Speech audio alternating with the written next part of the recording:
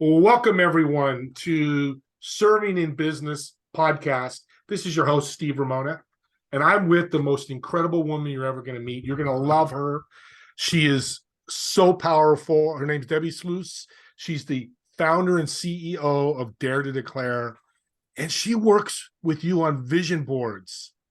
And you guys know I'm all about vision. Debbi, so glad to have you on. Thanks so much. I'm excited to be here.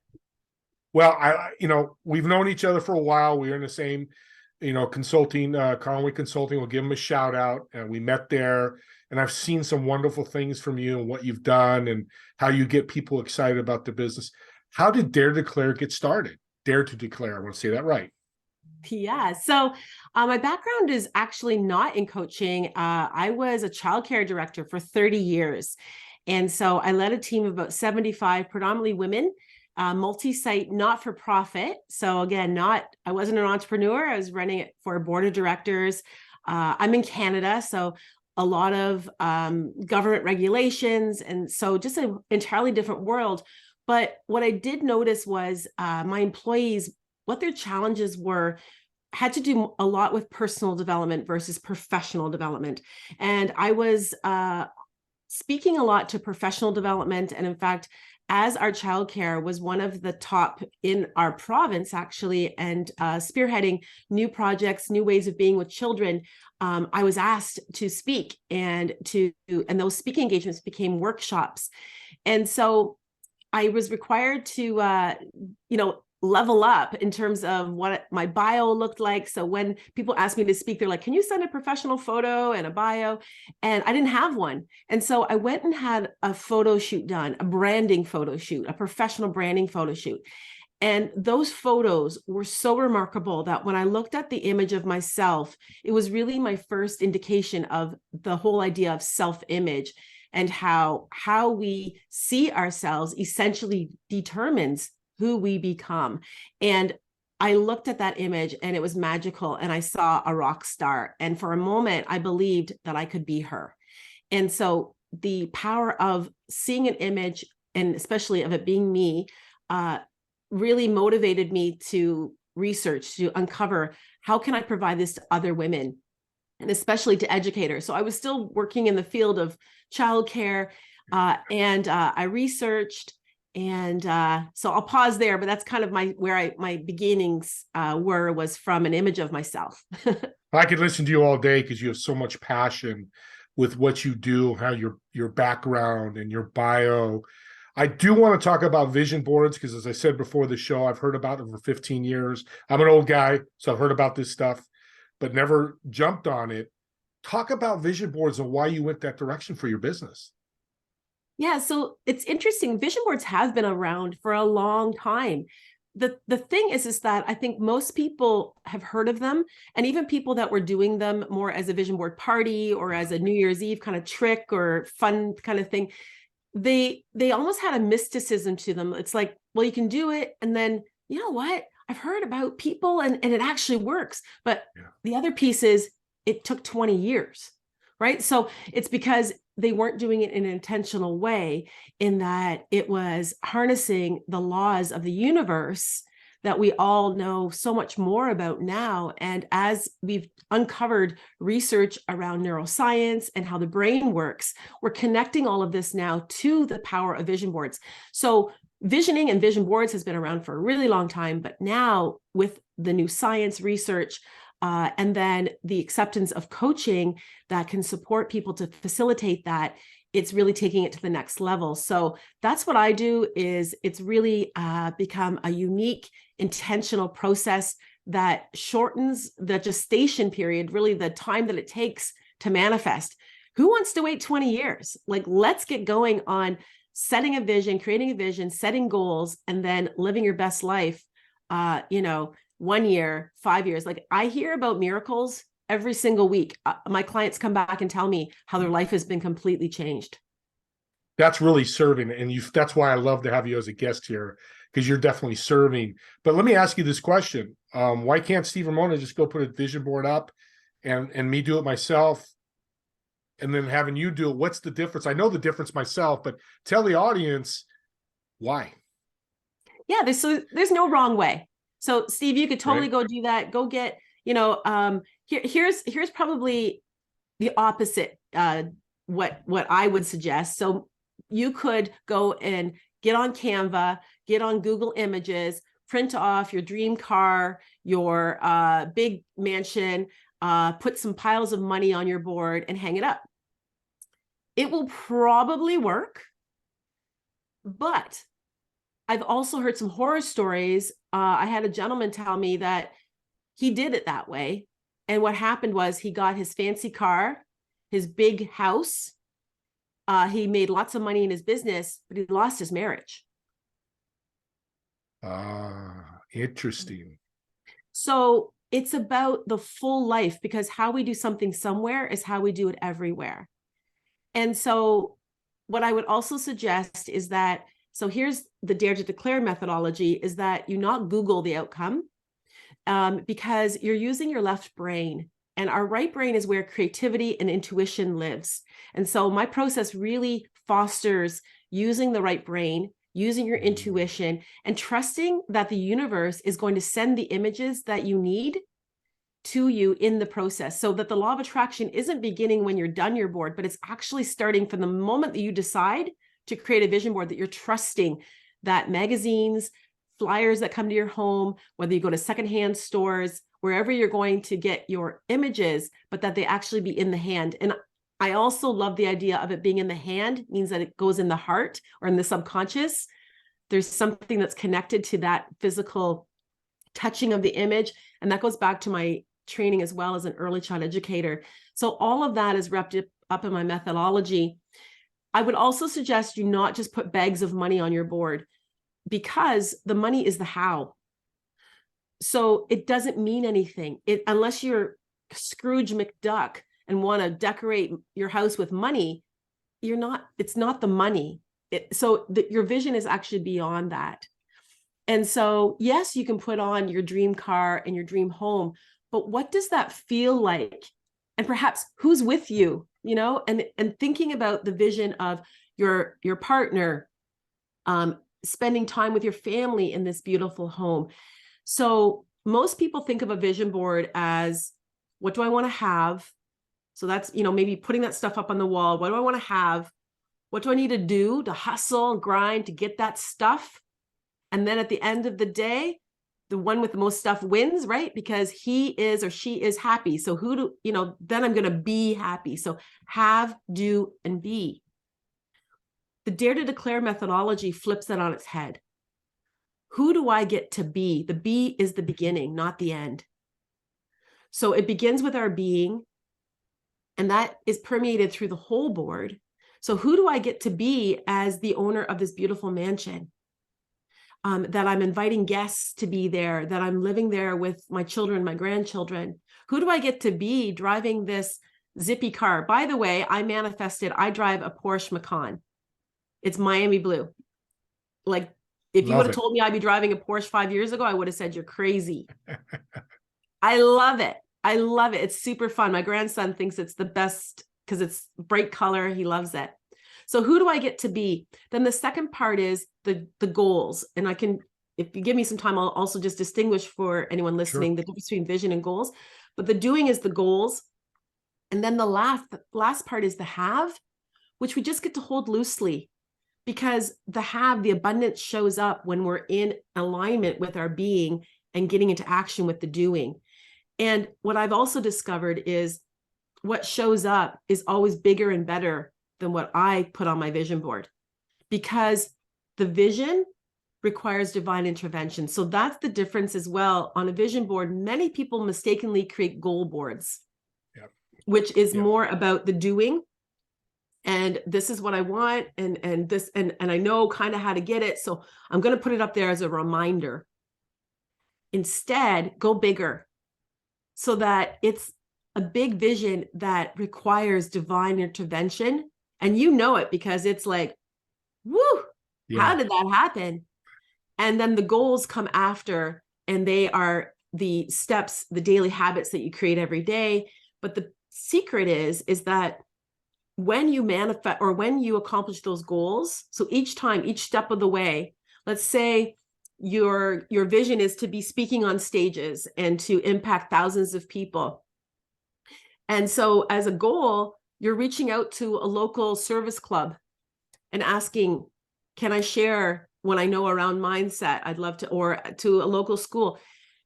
And when you've even made the appointment and they've said yes, you get to celebrate that. And that feeling right then is a taster, is part of the magic you're going to have when it fully manifests. And it will, by staying in action that way. Yeah. I love the 2 tips you gave. Don't put money on your vision board, because I think every vision board I saw has money on it, whatever that vision is. So that's awesome. Audience, these are great tips.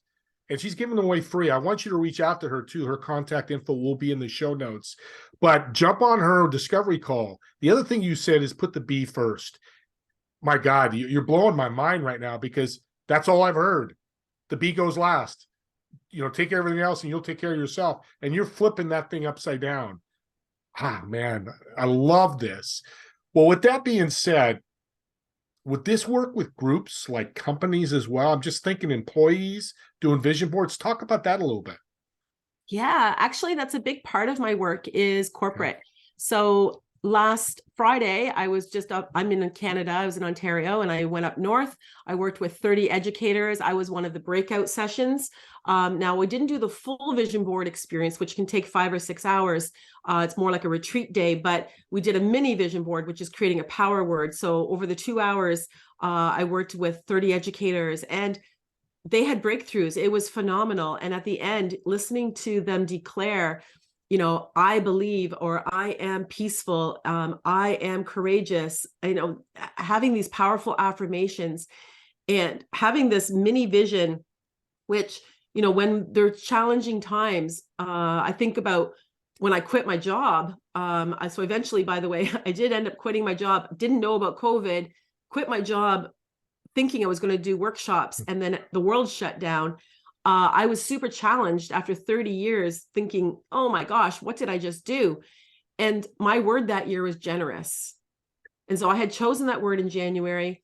And so every time I dropped below the line, every time I didn't feel generous, I felt very afraid, worried about money, worried about work. I kept thinking to myself, what will my most generous self do? And I poured myself into my job that I was leaving, poured myself into my company. And what I got to do was I got to create a global stage, which I had never even considered pre-COVID. And so I created that power word workshop I was just talking about. It wasn't even a thing. I created that, had 65 people register, created 10 paying clients from that. And it was like God was saying, keep going, girl, keep going. You're on the right path, And so I knew then that I was destined and meant for something bigger, but it wasn't without some fear, for sure. Well, and we hear all the time in our coaching is, if you're not uncomfortable, you're not doing it right. And I've seen you uncomfortable. An audience, she has changed immensely in 2 months. She is a rock star in so many ways. One thing about what you do is so interesting to me is how long you work with people. How long will you work with somebody that comes aboard, becomes a client of yours? How long does it take for them to get that gestation manifestation happening? And how long do you stay with them? Yeah, great question. So I work with people in different ways. You asked about the corporate. So sometimes it's just a one-off where I'm working for a full day. And sometimes I never know whether or not it's manifested. I actually had it this past weekend. I was at a night market, a Christmas night market, and this lady came up. I didn't recognize her. And she says, do you remember me? I always hate that question. I'm like, oh, no. Like, I'm not going to, sorry, don't remember. And she said, I was one of your first clients. And she said, I did a vision board with you and it changed my life. Like I'm standing there, my winter garb on and everything. I just got goosebumps all over. And I said, wow, thank you so much for telling me that. And she's like, I pull out my vision board every time I have company and I tell them, this was my vision board. Look at my life. She said, I wrote a check. She says, do you still do that? I said, yeah, I have checks from the universe that are blank that clients can fill out. So yes, we don't put money on our board, but it is attached to the vision. So you can write out a blank check. She said that manifested that Christmas, which we would have worked together in the summer. So it would have taken only 6 months So the gestation period for her was 6 months. So what you and I both know is how it's shortened down is with the daily acts, with the affirmations. So affirmations with a vision board, it's the rocket fuel. So when you create a goal and an affirmation, tie it to the daily focus of vision and visual to your vision board. Here's another tip. The best time to view your vision board is right before you go to sleep. The second best time is right when you wake up.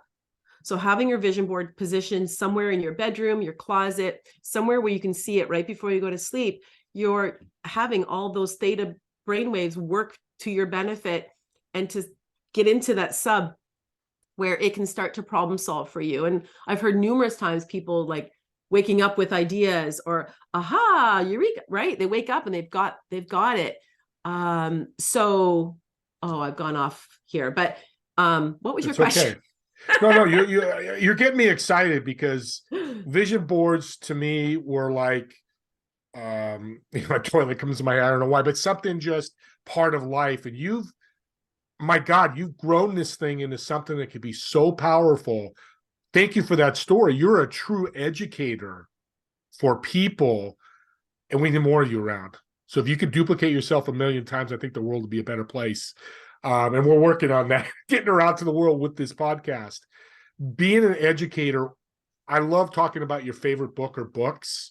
Do you have one or two that you like to share that the audience could read and get benefit like you did? Sure. And I just want to say, I know you said it in jest, if I could duplicate myself, but as an aside, when we were talking about how people could work with me and how long, I did want to say, so it could be one off, but it could also be a whole year where we have the vision board as the foundational piece. But I do have an academy. So I am duplicating myself. And in the last 18 months, I have 23 graduates from 5 different countries, 1 male. I think I attract the female demographic, but who are now certified as Dare to Declare facilitators. And they are up to big things. I have one lady, she's in South Africa. She's a lawyer, and the government is noticing what she's up to and is looking at her to develop a program to empower women. And she's going to be using vision boards as part of that. So, I mean, literally changing the world. Like, it blows my mind what a single idea that I had 5 years ago is now taking on the world. So it's phenomenal. But to answer your question, I think Brené Brown has been such a big influence in my life. I remember her TED Talk on vulnerability. And this was when I was just beginning my own personal journey through personal development and understanding what leadership meant. And I felt like when I had such a big team and we grew really quickly and it was with government funding, I became very militant and just trying to keep control over everything. And when that didn't work, because of course it doesn't, and people are going to react to that and react badly, of course. I was so glad to have found Brené Brown and Dare to Lead. Mm-hmm. And so, yeah. And so I actually gave that book to my supervisors. I love the idea of having core values. So that was something that I also incorporated within our own organization. So she's had a really big influence in my life. I guess the other book that I read every day is the Bible. Amen. So I start my day off with that, with a devotional, and it gives me so much comfort, but also knowledge. It was interesting this morning in my devotional, it said something about the ordinances of God. And I thought, the ordinances, like the laws, right? And, we talk about the universal laws and I think sometimes Christians are reacting to this kind of speak, right? It's like, oh, those are the woohoo people. And the woohoo people are like, oh, this doesn't really fit in with Christianity. I'm like, no. It's God, the creator, who's made all of this. So you'd never say, well, the law of gravity is not in the Bible, so it must not exist, right? So it's like all these universal laws are all in that. So that's all I'll say about that. But I would say those are my 2 books that I would recommend. That was beautifully said. Oh my gosh. I'm going to tell you, female audience out there, this is proof a woman that went from working in childcare, you're listening to her. She's got some power behind her. And I love powerful women because it makes us men, and you men listen, She's powerful. And when I listen to her, it gets me excited because that means anybody can do it. And think about that when you think about yourself, when you're starting your business or starting a relationship. I think this would work for anybody. I think businesses is what you're focused on.